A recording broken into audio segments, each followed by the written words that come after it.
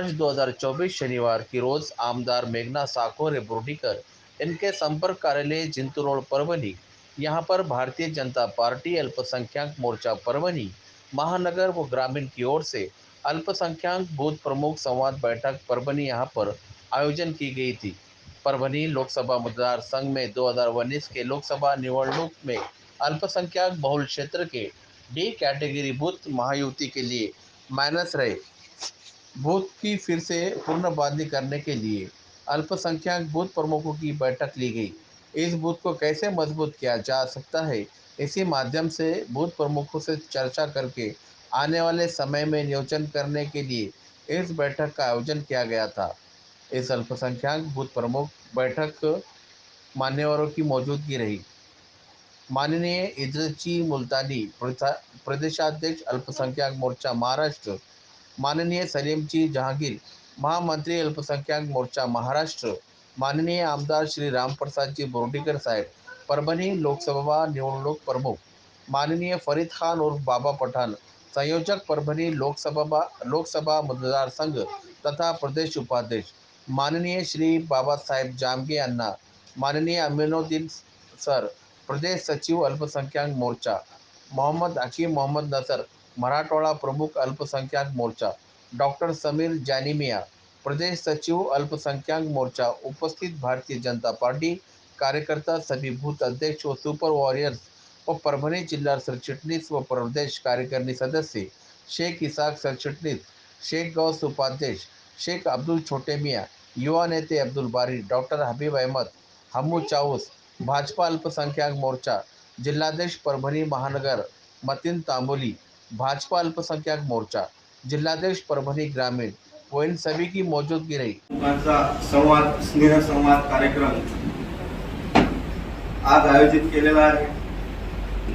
माझी परभणी लोकसभा अल्पसंख्यक संयोजक म्हणून अध्यक्ष साहेबांनी नियुक्ती केली। त्यानंतर मी परभणी पूरे परभणी लोकसभा का दौरा करके जो डी बूथ थे जहाँ पे महायुति को वोट नहीं मिला था, कम मिला था, ऐसे बूथ गठित करके परभणी विधानसभा, जिंतूर विधानसभा, पाथरी विधानसभा सब परतूर बूथ में गया, परतूर मंडा घनसावंगी वहां जाके बूथ प्रमुख की नियुक्ति किया। सब बूथ प्रमुख नियुक्त करके मेरा आह्वान मैंने दिया है। प्रदेश अध्यक्ष के आदेश पर आज नहीं आए, लेकिन ये 4 विधानसभा में के 50% तो बूथ प्रमुख आए हैं। तो अपने को प्रदेश के आदेश के अनुसार अपने संवाद कार्यक्रम रखा हुआ है और इसी में परभणी के लिए वो देना है। आने वाले लोकसभा इलेक्शन में देश के पंतप्रधान आदरणीय नरेंद्र जी मोदी साहब ने 400 पार का नारा दिया है। तो 2024 के इलेक्शन को सामने रखते हुए भारतीय जनता पार्टी को मार्गदर्शन करने वाले हैं। तो इस कार्यक्रम के लिए आगे बढ़ाते हैं और हम आप इतना ही नहीं, मैं शुक्रिया अदा करता हूँ कि हमारे मराठवाड़ा विभाग के महामंत्री हरी जनाब सलीम जहांगीर साहब कि आप हमें सरप्लस मिले हैं और आगे रहनुमाई में इंशाल्लाह आने वाले वक्त में परभणी महाराष्ट्र आए, बुजुर्ग लोगों ने किया है, बहुत सारे लोगों ने बीजेपी का रुमाल भी डाल के प्रचार किया है, लेकिन हमें भी तवज्जो मिलनी चाहिए। जैसा कि हम लोग अगर कहीं 1% अगर कहीं हमारा योगदान मिलता है तो कहीं ना कहीं आने वाले वक्त में अल्पसंख्यक मोर्चा को भी उसी तरह से क्रेडिट मिलना चाहिए, ये हमारा मकसद है। इसी के तहत परभणी लोकसभा मतदार संघ के अंतर्गत अपने जो 6 मतदार संघ आते विधानसभा के, जिसमें परभणी जिला के 4 विधानसभा मतदार संघ है और साथ ही साथ में जालना जिला के परतूर, घनसावंगी, मंडा और अंबड़ ये अपने लोकसभा में अंतर्गत आते। इसी के तहत 6 मतदार विधानसभा मतदार संघ के अंदर अपन ने 2019 के लोकसभा इलेक्शन में जहां पर महायुति के जो उम्मीदवार थे उस टाइम पे बीजेपी का उम्मीदवार नहीं होने की वजह से एक अलायंस था शिवसेना का और बीजेपी का, उस वजह से शिवसेना को सीट गई और उस इलेक्शन में 2019 के अल्पसंख्यक बहुल क्षेत्र के जो बूथ है जैसा कि महानगर के है, शहर के है, ग्रामीण के है, जहां पर मुस्लिम तादाद ज्यादा है मतदान की वोटरों की, वहां पर 2019 के इलेक्शन में अपने को 15% से कम, यानी कि तादाद अगर किसी एक आधे बूथ के अगर 1000 मतदान है और वहां पे अगर 1000 मतदान हुआ है और वहां पर अगर अपने को 15% से कम यानी कि 100-150 वोट से कम अगर मिले हैं, तो ऐसे हमने पूरे परभणी लोकसभा मतदार संघ के 180 लोकसभा मतदार संघ में से अल्पसंख्यक बूथ निकाले हुए। 180 अल्पसंख्यक बूथ थे अपने, वहाँ पे बूथ प्रमुख बोलते नियुक्ति की गई है। कुछ लोगों की नियुक्ति की गई है, कुछ लोगों की नियुक्ति करना कुछ पेंडिंग में। उस वजह से जैसा कंफर्म की है, परतूर है, अंबड़ है, मंडा है, थोड़ा सा डिस्टेंस ज्यादा होता है, वो लोग आपके आज के मीटिंग में नहीं आ सके। इसलिए मैं थोड़ा सा अध्यक्ष महोदय से माफी भी मांगूंगा कि वो लोगों की आज हमारे पास यहाँ लाने के लिए थोड़ा सा कम पड़ गए। साथ ही साथ हमारा मकसद आज ये है कि हमें आने वाले वक्त में भारतीय जनता पार्टी को लोकसभा इलेक्शन के साथ साथ महानगर पालिका के इलेक्शन हो, स्थानीय स्वराज्य संस्था के इलेक्शन हो, या दिखा कोई भी इलेक्शन अगर आ रहे हैं तो हमें एक नंबर की पार्टी अपनी कैसी बन सकती है और हमें अल्पसंख्यक मोर्चा का योगदान उसमें किस तरह से हम बढ़ा सकते हैं, इसकी गौर फिक्र करना। सब पार्टी के लोग मुसलमान को करीब करते हैं और इलेक्शन हो गया कि मुसलमान को पूछते नहीं, ऐसी हालत हमारे आवाम की और सभी पार्टी के अंदर है। एक फिर शख्स पार्टी ऐसी है भारतीय जनता पार्टी, वो करीबन कई सालों से जब भी पार्टी सदस्य रहा कंटिन्यू कुछ ना कुछ प्रोग्राम दिया जाता है। सिर्फ इलेक्शन को बुलाया नहीं जाता उनको, जब कुछ बूथ रचना है, अभी तो इलेक्शन है, लेकिन इसके अलावा जब भी कुछ गवर्नमेंट की स्कीम है, घरकुल की स्कीम है, आप फॉर्म भर के लो, उज्ज्वला गैस की स्कीम है, आप फॉर्म भर के लो। अभी यहाँ पर हमारे जो परभणी जिला के लोकप्रिय नेता कि मुस्लिम समाज सभी पार्टियों में काम कर रहे हैं, लेकिन हमारे जहन में जो चीज है, एक दिमाग में बात रहना चाहिए, इस भारत देश के हम नागरिक हैं, कई सालों से पूर्वजों ने हम इस देश के अंदर रहने वाले हैं। काम करते समय हमको संविधान के सहित काम करना है। आज तुम हम सब लोग काम कर रहे हैं, भारतीय जनता पार्टी के अंदर काम करने के बाद देखिए मुस्लिम समाज 2014 को भारतीय सरकार आई, 2019 को मुस्लिम समाज ने विरोध किया, फिर भी सरकार आई। 2024 का इलेक्शन है, मैं महामंत्री हूं, मैं पूरे महाराष्ट्र में इद्रीस भाई के साथ प्रवास करता हूं। मैं बीड जिला से आता हूं, बीड जिला में मैं नगर सेवक रहा, सभापति रहा, यूनिवर्सिटी का सेनेट मेंबर रहा, भूपेनाथ मुंडे साहब के साथ मैंने काम कर चुका हूं, उनके साथ पूरा मुस्लिम समाज काम करता है। तो मेरा बोलने का मकसद भाइयों ये है कि तुम कार्यकर्ता बोल के जब भारतीय जनता पार्टी के अंदर काम करते हैं तो हमारा काम सम्मानजनक चाहिए। देखो करने वाली जात तो अल्लाह की है, बेशक भाई साहब करने वाली जात अल्लाह की है, हम सब असबाब की शक्ल है। हम जिस तरह काम करेंगे हमको अल्लाह की मदद आएगी, हम अच्छा काम करेंगे अल्लाह की मदद हमारे साथ आएगी, हम बुरा काम करेंगे तो उसका अवामी आज उसका असर हो जाएगा। तो मेरा बोलने का मकसद यह है कि भारतीय जनता पार्टी के काम करने के बाद मुझे बताइए कि 2014 से लेके 2024 चल रहा है, 10 साल के अंदर एक सिंगल ऐसा बताइए कि मुसलमान के ऊपर यहाँ महाराष्ट्र के अंदर हुआ, किधर हुआ कि बहुत मुसलमान के ऊपर बहुत तकलीफ हो गई। अगर स्कीम घरकुल की मिल रही हिंदू समाज को, वो स्कीम हमारे मुस्लिम समाज को मिल रही। उज्ज्वला गैस अगर हिंदू समाज को मिल रहा वो भी हम लोग मुस्लिम समाज को मिल रहा। तो हर स्कीम हमको मिल रही है, इसलिए यहाँ पे जातियात आता नहीं है। हमारे जो कांग्रेस पार्टी के लोग हैं, हमारे जो राष्ट्रवादी कांग्रेस पार्टी के लोग हैं, जितने भी लोग हैं हमको सिर्फ भड़काने का काम करते हैं और हमारा जो वोट बैंक के लिए राजनीति करती है, लेकिन हमको करीब कभी लेते नहीं। आज मुझे बताओ भाई साहब, आज महाराष्ट्र की बात कर रहा हूँ तुमको, आज हमारे परभणी की बात कर रहा हूँ, हजारों लोगों को घरकुल मिल गए, हजारों घरकुल अगर निकालिए लिस्ट अंदर। हमारे नेता प्राध्यापक आमीन सर, मतीन तांबोली जी अध्यक्ष, समीर जानमिया और उपस्थित सभी भारतीय जनता पार्टी के नेता, कार्यकर्ता और बूथ प्रमुख भाई और बहनों, मैं आपसे लोकसभा परभणी लोकसभा निवडणूक और उस पर आपकी नियुक्ति की गई बूथ प्रमुख, आपसे कुछ विषयों पर वार्तालाप करने के लिए यहाँ पर आया हूँ। भाइयों, मैं आपको बताना चाहता हूँ कि भारतीय जनता पक्ष के नेताओं ने और सभी ये टीम ने आप पर ईमानदारी के साथ आप पर भारतीय जनता पार्टी का एक बूथ प्रमुख की नियुक्ति आप सबकी की गई। भाइयों, आप ऐसे पार्टी के बूथ प्रमुख बने हैं जो पार्टी का नेता, जो पार्टी के लोकप्रिय प्रधानमंत्री आदरणीय मोदी साहब, इनको भारत में नहीं चाहने वाले हैं तो पूरे विश्व में अगर वो कोई भी देश में जाते हैं तो वो देश में रात भर से लोग विमानतल से लेके तो 5-5 किलोमीटर तक का उनकी राह देखते हैं और आने के बाद उन पर उनका इस्तेमाल करते हैं। वो कोई भी देश में जाओ, वो सिर्फ भारत के नेता नहीं है, तो पूरे विश्व के सबसे लोकप्रिय नेता है। और वो लोकप्रिय नेता की जो पार्टी है भारतीय जनता पार्टी, उस पार्टी के आप कार्यकर्ता है।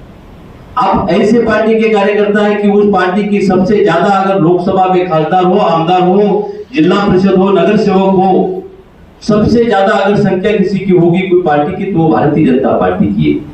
आप ऐसे पार्टी के कार्यकर्ता है जो पार्टी के सबसे ज्यादा अगर सदस्य संख्या कोई पार्टी की होगी तो वो भारतीय जनता पार्टी की है, और वो भारतीय जनता पार्टी के आप कार्यकर्ता है, तो आपको उस पर पूरी तरीके से अभिमान आना चाहिए।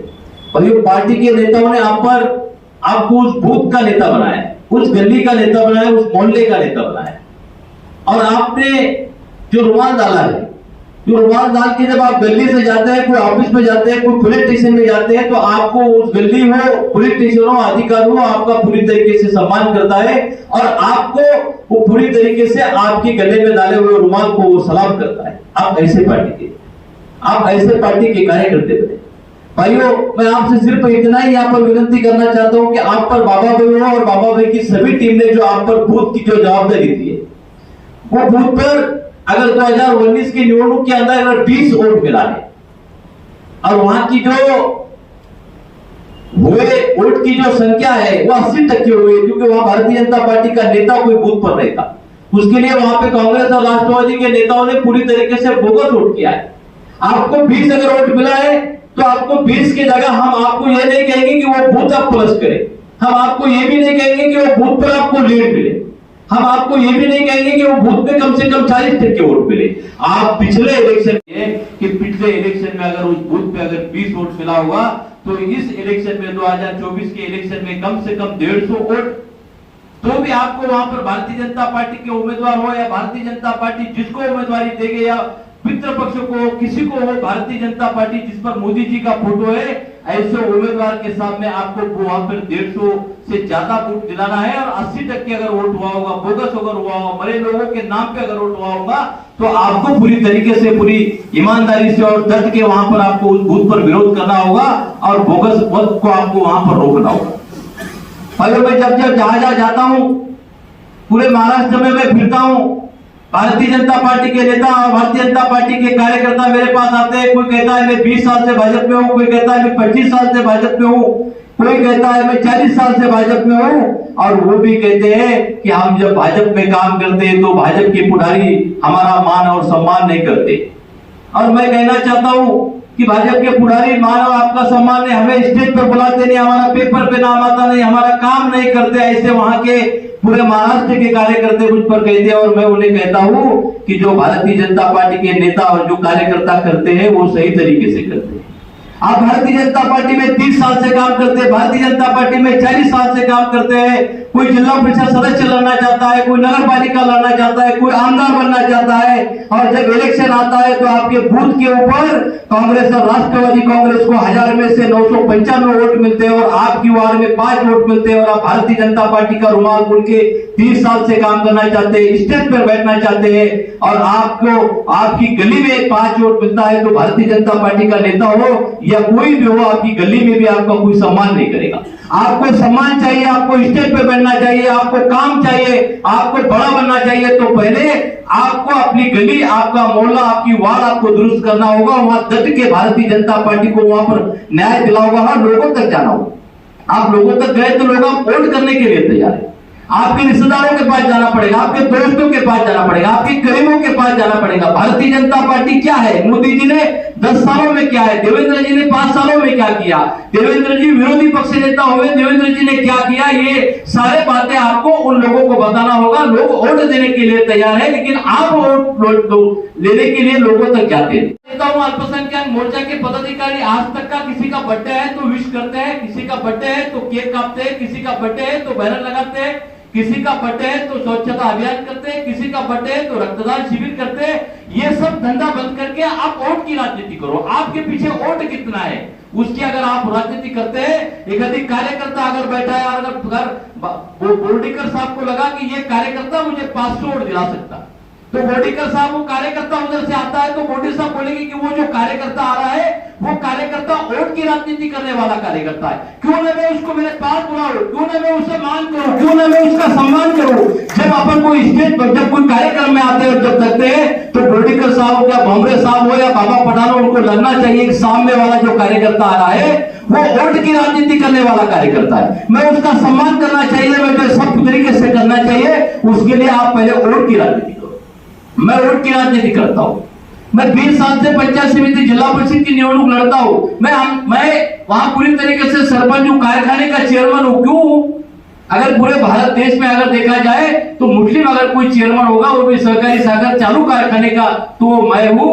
उसका कारण यह है कि मैं वोट की राजनीति करता हूं। मैं बर्थडे और बर्थडे के कार्यक्रम में मैं तवज्जो नहीं देता हूं। मैं किसी के नेता के पीछे भी फिरने का काम नहीं करता हूं। मैं वोट पर जमा करता हूं और उतनी ताकत रखता हूं कि मैं एक रात में 10,000 वोट उल्टा पलटी करने का भी काम करता हूं, उतनी ताकत रखता हूं। क्योंकि तब मैं अध्यक्ष के नाते हमारे सलीम जाकिर साहब ये प्रदेश अध्यक्ष बनना चाहते थे और मैंने खुद बोडीकर सर की मी देवेंद्रजीला सांगितलं की ह्या 2 लोकांना तुम्ही प्रदेश अध्यक्ष करा, पण मला सांगितलं गेलं की तुला प्रदेश अध्यक्ष हवा है। माझी जब आप वोट की राजनीति करेंगे तो पार्टी के नेता आपको बुलाकर पद देगी, आपका सम्मान करेंगे। उसके लिए आज यहाँ पर जो आपको बूथ की जवाबदारी दी है, महाराष्ट्र में क्या चल रहा है जाने दो, देश में क्या चल रहा है जाने दो, परभनी में क्या चल रहा है जाने दो, जिंतूर में क्या चल रहा है जाने दो, बाजू के गांव में क्या चल रहा है उससे तुमको कुछ लेना नहीं।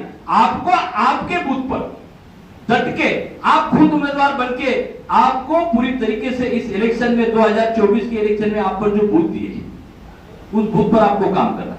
मैं हमचोर साहब बैठे, मैं उनसे भी कहूंगा कि अब बैठे साहब आप अपने परभनी के अंदर जो बूथ दे हुए सबको एक एक बूथ दो और आप पूरी तरीके से वहां पर वोट हम आपको प्लस करो नहीं कहेंगे, मगर वहां पर 20 वोट 19 में मिला है तो 2024 के इलेक्शन में वहां पर 150 तो भी मिलना चाहिए।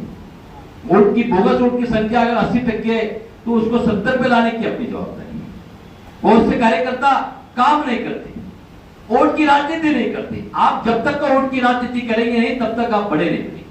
भाई मोदी जी ने बहुत से अभी आज सलीम बागवानी ने बताया है कि मोदी जी ने 10 साल में बहुत सा मुस्लिम समाज का विकास किया है। ये कांग्रेस और राष्ट्रवादी कांग्रेस वाले 70-60 से मुस्लिम समाज को एक ही भीति बताते हैं। जैसा बच्चा रात में सोता नहीं है तो उसकी मां कहती कि बेटा सो जा नहीं तो गब्बर आ जाएगा। ये 70 साल से एक ही बात कहते हैं कि कांग्रेस अगर हमें वोट नहीं दिया तो भाजपा आ जाएगी और भाजपा आई तो तुमको प्रॉब्लम होगा। 70 साल से जब तुम्हारा कोई प्रॉब्लम नहीं हुआ, 70 साल से जब तुम पर कोई आफत नहीं आई तो तुम आप उस आफत से क्यों डरने लगे हो? ये कांग्रेस और राष्ट्रवादी कांग्रेस की राजनीति है। ये कांग्रेस और राष्ट्रवादी के मुस्लिम जो नेता है वो नेता 70 साल से यही राजनीति करते हैं। पहले उसका दादा काम करता था, अभी उसका बाप करता है, उसके बाद उसका बेटा करता है। वही उसकी ही पकड़ी है मुस्लिम समाज के लोगों पर है। वो एक 5-25 लोग जो तालुके के अंदर है वही लोग आप सबको फेंकाते हैं। आप सबको इलेक्शन के टाइम पे भारतीय जनता पार्टी जातिवादी पार्टी कहकर आपको सुलझाते हैं और दूर करते हैं। इस्लाम खतरे में ऐसी बातें कर ये लोग आपको परेशानी में डालते हैं और आपका वोट लेते हैं।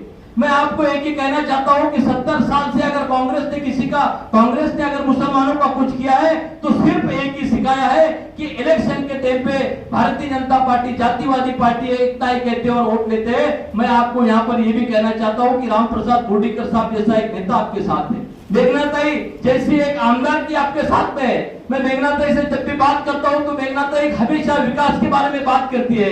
मेघनाताई ने बहुत से मुस्लिम समाज के विकास का काम मेघनाताई बोडीकर के माध्यम से यहाँ पर हुआ है। राम प्रसाद जी बोडीकर साहब के माध्यम से भी बहुत से मुस्लिम समाज के लोगों का काम हुआ है।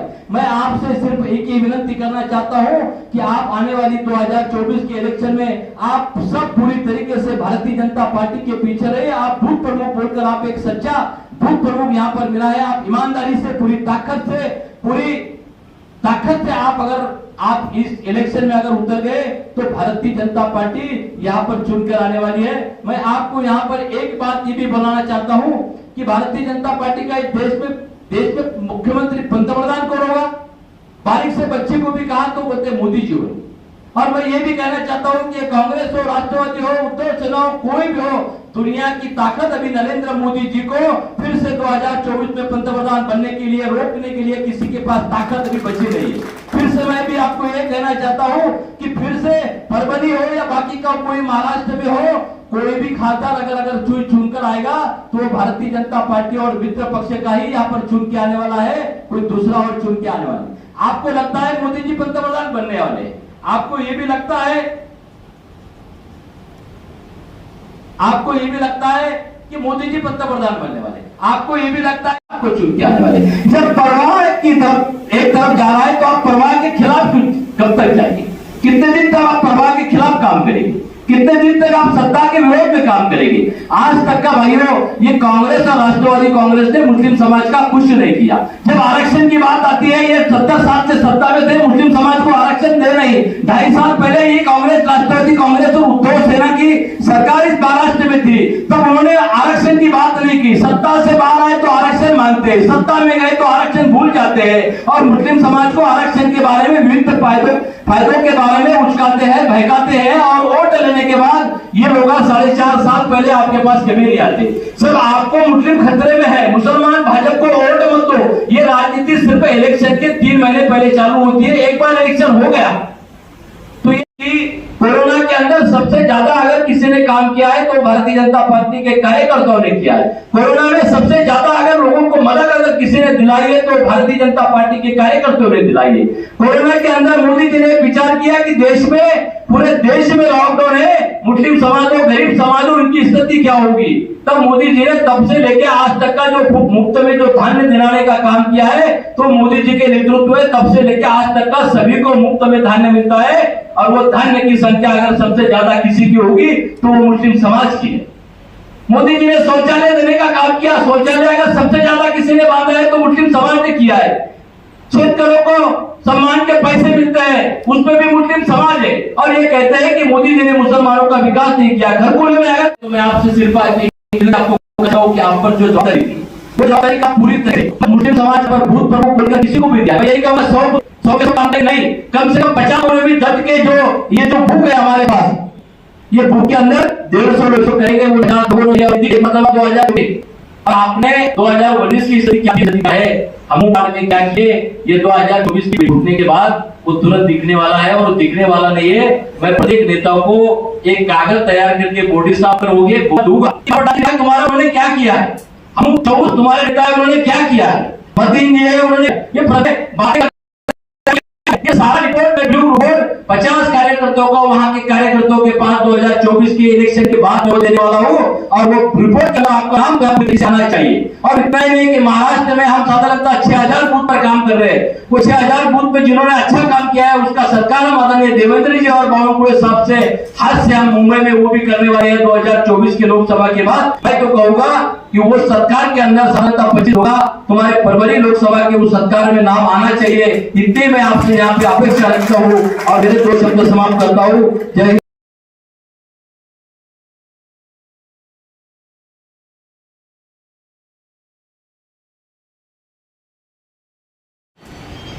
प्रदेश अध्यक्ष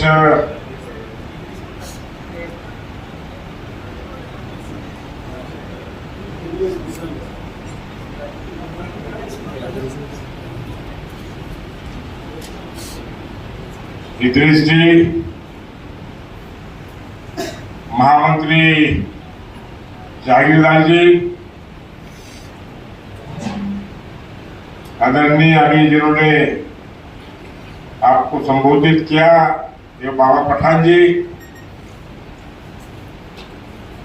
कमल किशोर कदम अग्रवाल जी, अब्दुल जी, हामू चावल जी, हाकिम भाई, आमीन सर, मतीन तांबोळी जी, समीर जानीवाया जी और सभी लोकसभा मतदार संघ के बूथ कमेटी के सदर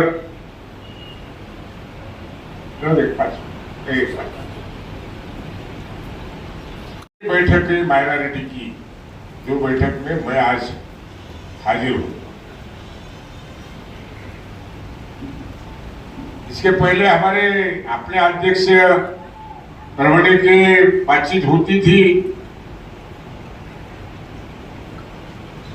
उन्होंने ऐसे कोई बहुत ज्यादा करके हमको तकलीफ देने की कभी जरूरत महसूस नहीं हुई।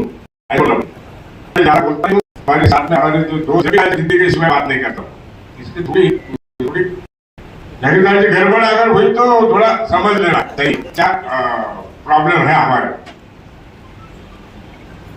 बहुत अच्छी तरीके से जागीरदार जी ने और भावना साहब ने समझाने की कि सियासत बोले तो एक युद्ध है, युद्ध। लोग स्वतंत्र हुए, स्वतंत्र से पहले कांग्रेस स्थापना हुई, वो पीरियड, वो जमाना, उस वक्त के हालात, लेकिन कांग्रेस केवल नहीं था, हर समाज ने अपने देश के लिए, अपने वतन के लिए कुर्बानी दी। लेकिन सियासत, लोकसभा, लोकशाही जब से आई, जब जैसे आपने सुने होंगे अपने महाराष्ट्र के दैवत बोले तो भी चलेगा कि छत्रपति शिवाजी, उनके साथ भी कौन कौन थे मावड़े बोल के, हर समाज के आदमी। मेरे ख्याल से तुमने सुने होंगे तो आपको ये सब जानकारी होगी उसकी। और आज भी तुम महाराष्ट्र का कोई भी आदमी अगर दिल्ली चले गए, वो बाबा पठान रहो या रामप्रसाद बोर्डीकर रहो, वो नहीं बोलेंगे कि पठान और बोर्डीकर, नहीं, ये मराठा बोलेंगे। क्या बोलेंगे? महाराष्ट्र से आया तो मराठा आया, ये अपनी पहचानत है बाहर। एक सियासत जब से शुरू हुई, जब से लोकशाही बाबा साहब अम्बेडकर ने यहाँ रुझा दी, चालू हुआ, जब से सियासत वोटों पे आ गई, वोटों पे आई। और जब से पहले कांग्रेस के नाम से आजादी मिली, हर समाज के, हर आदमी के दिल में कांग्रेस का नाम एक अलग दिल से छाया है। पिछले 70 साल से कांग्रेस ही अपने देश पे राज करती है। यहाँ पे हमने 20 साल कांग्रेस के नाम पे, कांग्रेस के वो पंजे पे आमदार बोल के काम बड़ा कर, ऐसा चुन के आ रहा है। और उन्हें मुस्लिम दलित जो समाज था, वो कोई सोचने की जरूरत नहीं थी, उनको किसी को जाने की जरूरत नहीं थी। क्या वो आंखें पूछ के याद है मुझे भाई, 90 को पहली दफे विधायक बोल के खड़े रहा, अमनाटी को पढ़ा था। तो जिंतूर तालुके के हमारे माइनॉरिटी के भाइयों ने कभी नहीं हुआ ऐसा जुलूस करके वोट किए, याद है। 85, 80, 85 और 90 फुल फॉर्म में थी शिवसेना। हमने भी काम क्या करें, देखो भाई शिवसेना आएगी तो ऐसे कौन खड़े हुआ उस वक्त? रामप्रसाद भामरे, हमारा नाम, मेरा भी नाम रामप्रसाद, उनका भी नाम रामप्रसाद। वो मालगरी था, हम काटा थे। वो बहाने पे हमको अगर शिवसेना बोल के हिंदू के वोट चले उधर गए भी होंगे, लेकिन दलित और मुस्लिम के वोट इकट्ठा मिलने की वजह से बाकी थोड़े वोट से मैं उसको चुन गया। ये सियासी वाला है, कांग्रेस ने यही बताया। इन्होंने बोले कि भैया 10 साल का इतिहास सामने, अब मैं 25 साल हुए कि मैं लोक प्रतिनिधि बोल के तो मदद करता हूं। क्या तकलीफ है? कांग्रेस में था जब तुम हमारा, तब देखते थे प्यार से। अब क्या फर्क गिरा? नहीं, उन्हें हाथ मत करो, वो कहा भी रहो मैं, उसका गांव कभी माइनस नहीं हुआ। पठान का इतिहास है जगन्नाथ जी, 40% मुस्लिम, बाकी इतर समाज है। 40% 50% बरोबरी के गांव में, लेकिन वो गांव 150-200 वोट से आज तक बोर्डीकर को प्लस है ना, ऐसे नहीं है।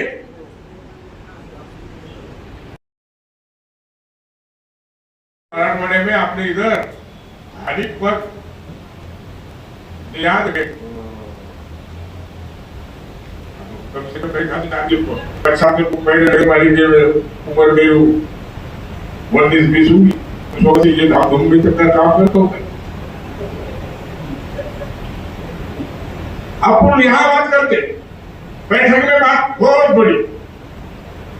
मैं अभी वहां बैठे बैठे बोला कि तुम्हारे अपने समाज में अगर गए, माइनॉरिटी में जब हम गए, तो हमको उतनी हिंदी, उर्दू या अरबी के सब जो कहना पड़ते, वो हमारे जबान से नहीं निकलते, इसलिए उसका प्रभाव नहीं गिरता करके वहां कोई इफेक्ट नहीं होता हमारा। बरोबर बता ना, तुम बात करते हैं, तुम्हारे बात में जो लफ्ज करते हैं वो उर्दू के लफ्ज है, वो लफ्ज करने में ही ताकत है। और वो आपको आदत पड़े वाली हो, फिर हमारे आदि हिंदी आदि मराठी, ये करने वाले का कहा। कल हमारे धर्मेंद्र पाटिल साहब हिंदी बात कर रहे थे, तुमने टीवी देखे कि नहीं, मालूम नहीं क्या लग रहा था आपने को, क्या बोल रहे करके, ऐसा होता भी। इसलिए आपको ये चुनाव में जो अपेक्षा आपने पक्ष की और नीति की है, वो अपेक्षा पूरी करने के लिए आपको थोड़ा समाज में, उन्होंने तो हर स्कीम के बारे में थोड़ा थोड़ा बताया ना, बताने की आपकी जरूरत नहीं तुम्हें। 10 साल से हर घर में हर आदमी 18 साल के ऊपर का, उसको कुछ न कुछ मोदी आए जब से कि हाथ में राज्यों के चुनाव हुए, मध्य प्रदेश का चुनाव हुआ, छत्तीसगढ़ का चुनाव हुआ, राजस्थान का चुनाव हुआ। तुम भी पेपर पढ़ रहे होंगे, तुमने टीवी देखा होगा, कभी सुना है कभी कि छत्तीसगढ़ में भाजपा की सत्ता आएगी? किसको भी बोले तो टीवी में बताते थे, खाता नहीं खुलता। मध्य प्रदेश छोड़ी दो बोलते, क्या छोड़ी दो? अरे आइन टाइम को 2 दिन पहले लाडली लाया था उसने मध्य प्रदेश में। लाडली बोले तो क्या है? लाड की बेटी,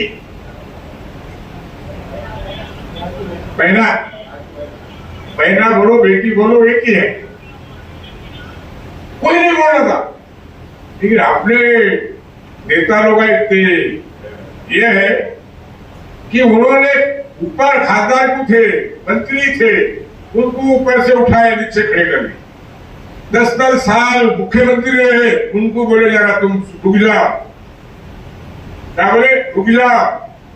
वहां नए बच्चे, नए पार्टी के काम करने वाले। राजस्थान को तो ऐसा है कि जिसका नाम किसने सुना नहीं, लेकिन पार्टी का ईमानदारी से काम करता था, उसको एक जगह खड़े कर रहे थे अपना नेता। इसलिए शाह साहब ने बोले यहाँ नहीं आता, वो चुन के यहाँ डालो, बरोबर है, यहाँ डालो बोले, उसको वहां डाल के चुन के आए और मुख्यमंत्री बनाए। देखो पहली ग्राम पंचायत में कहा नहीं, वो नगर पालिका में चुनाव नहीं लड़ा, आमदार का चुनाव लगा। आमदार का शपथ लेने के पहले मुख्यमंत्री की शपथ लिए, ये भारतीय जनता पार्टी, ये भारतीय जनता पार्टी अल्पसंख्यक मोर्चा परभनी ग्रामीण और शहर के बूथ प्रमुखों की आज बैठक हमारे नेता बोर्डीकर साहब इनके अध्यक्ष में अभी हुई। इस बैठक में भारतीय जनता पार्टी अल्पसंख्यक मोर्चा ने जो मुस्लिम बहुल बूथ प्रमुख जो है, जो नियुक्ति की गई थी, उन बूथ प्रमुखों की नियुक्ति के बारे में पूरी बात हुई और सभी बूथ प्रमुखों को आने वाले 2024 में लोकसभा की निवडणूक की तैयारी के सामने रखते हुए सभी बूथ प्रमुखों को कुछ सूचना दी गई है और वो बूथ प्रमुख पूरी जोर से अभी काम को लग चुके हैं और वो बूथ प्रमुख आने वाले इलेक्शन में मुस्लिम बहुल जो वार्ड है, मुस्लिम बहुल मोहल्ले, मुस्लिम बहुल बूथ पर पूरी तरीके से काम करके भारतीय जनता पार्टी के उम्मीदवार को और मित्र पक्ष के उम्मीदवार को चुन के लाने की पूरी तरीके से मेहनत और तैयारी कर रहे हैं।